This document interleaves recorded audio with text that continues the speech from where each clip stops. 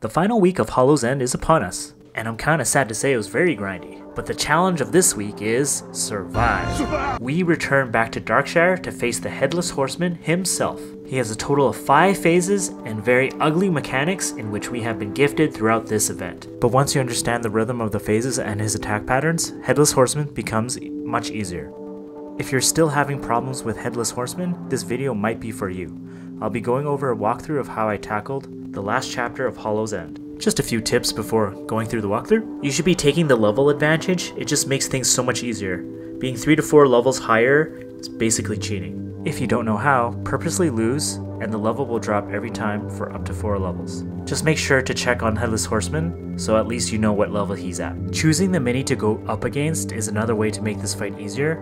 This doesn't impact the fight as much as the level advantage, but you probably want to avoid fighting big flyers, AoE folk like Witch Doctor, as they can make the fight more difficult to deal with. Something that is different from the first week is flooding the map is a bad idea. If you don't need to deploy, do not deploy. Headless Horseman has his own abilities, Gourd and Bone Bomb, where he can convert your army into pumpkins or the skeletons at random during each phase transition. Alright, at the start of every round, I check on Headless Horseman's levels to ensure I have a big level gap. I'm using Yesera as leader here. I don't think the leader matters as much. What really matters is that you bring air units. And this is purely because Headless Horseman ignores air completely. I like fighting for the treasure chests, and so I usually try to bring 2 ground units. And for one of them, I do bring my own Headless Horseman for the quest.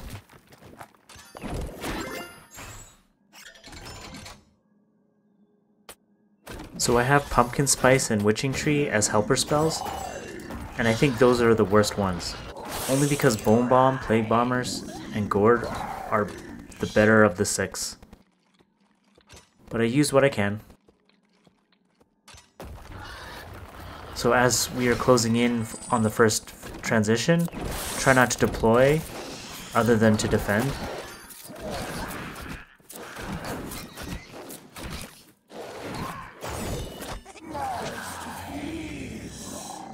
Or this happens, where he converts your army into a pumpkin.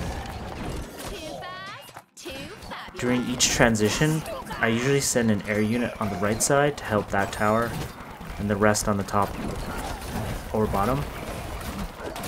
But I bring Blizzard, as the top left side has catapults every phase. Blizzard cleans up that side quite nicely. Because there are 4 gold mines, I really like having Harpies with the gold talent. It really accelerates the gold production when the waves come. Gives me more options to spam if required.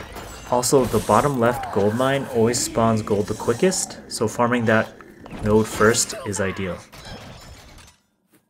So here I am spending some gold on ground units. I definitely want to capture the treasure chests.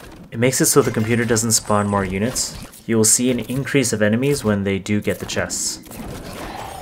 You only want to deploy after the enemies spawn during each phase, but it's really the last 2 phases that give a lot of trouble.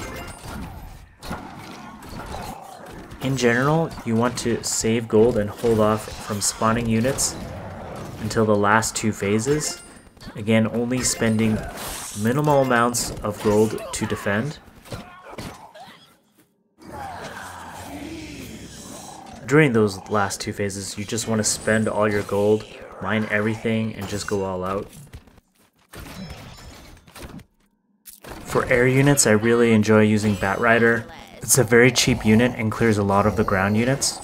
I also enjoy using Chimera to handle groups and air units like their own Harpies or Vultures.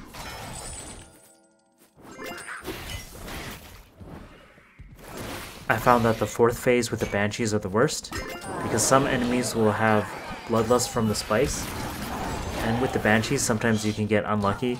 So as long as you nuke down the top left side, and if you have Bone Bomb or even Gourd to delay the Banshees, you really are in good shape. As you mine all the gold and fight for the chests, you can keep spamming and fight off the waves for the last phase. The longer you can keep your towers alive, the better. You can make better judgment calls. Ideally, you want a tower or two for the last phase. If you aren't getting overwhelmed from the 4th phase, the last one is quite easy since abominations can't attack air. As you can see, if there are no enemies to defend, you just want to hold off spending gold on your army. It is really random on where or when he will bomb or pumpkin your units, so it's best to hold off deploying.